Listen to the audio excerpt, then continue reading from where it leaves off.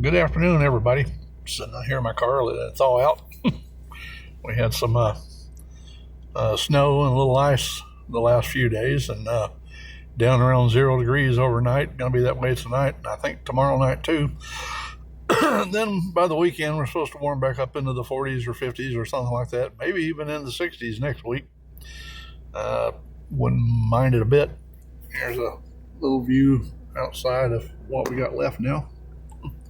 My car had about that much ice on the windows, and I got all that off except for the one behind me. I don't need it.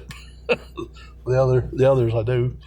But anyway, got me to thinking. I may have told about this before, but years ago, and I worked at McDonald's the early years, and one day we had a freak snowstorm come in, ice and sleet, and then some snow.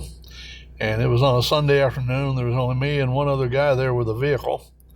And the people working all called, the younger people all called and got rides home except for 4. And I took 3 of them home, and the other guy took one of them home because she lived out his direction. Well, the first 2 lived right there in Corinth. And the third one lived near a little town called Kossuth, Mississippi. I think I pronounced that right. And anyway, so I got the first 2 home after having a flat trying to go over the railroad viaduct on Highway 72. I got right to the top of it and realized my car was doing really bad traction-wise. And I got out and I had a flat. I got the trunk open and got my jack out. Managed to get the vehicle jacked up after the 3rd try. Every time I'd get it almost jacked up, it'd start sliding. And finally, the other 2 guys in the car got out and helped me push it over against the curb. And then I was able to get it jacked up, get the tire off, get the other tire out of the trunk, put it on, reached down for the lug nuts and accidentally bumped them. They went sliding down that stinking hill with me chasing after them. Finally got to the bottom of the hill and I found 3 of the 4 lug nuts, so that was enough to make do. Got them all on, got the 2 guys home, started to Kossuth to take the girl home. And she lived down a little farm road turned off before you got to Kossuth. And you had 2 big hills to go over. Well, the first hill had a good side on it with gravel and everything. Well, the second one was pretty much side of the road ditch. And I made it over the first one without any problem. And got about halfway up the next hill and lost traction. Slid backward down to the bottom. Well, I backed up as best I could. Took off trying to get up that hill. Same thing. Tried it 2 or 3 times. Finally gave up. And at the bottom of the hill, there was still side you could get off on a ways.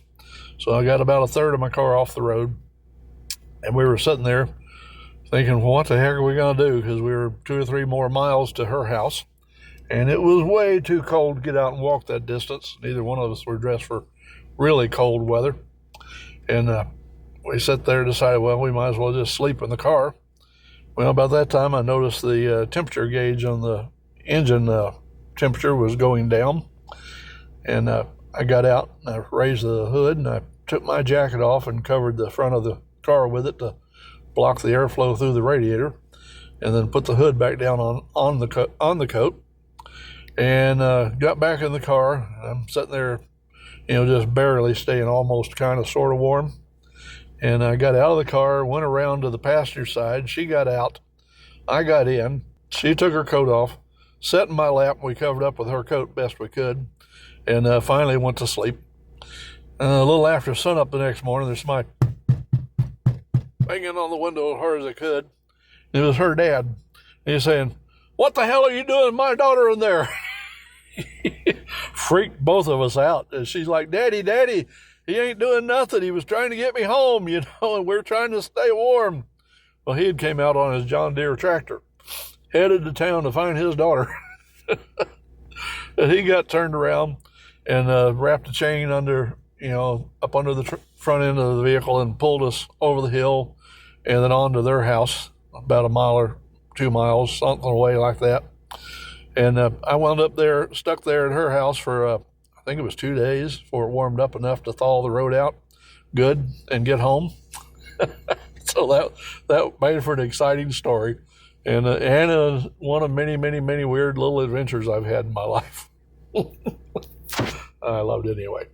Well, you guys have a great day and stay warm. And as long as the coffee holds out, and I always try to keep 4 or 5 extra pounds of coffee on hand, just in case of weather like this of some kind. There goes our local fireman. His wife, sweetest thing. When I had hip surgery, I guess it's been 2 years ago now. Wow. Yeah, this month. And when I got back home, his wife brought me about 8 prepackaged meals that she had cooked for me.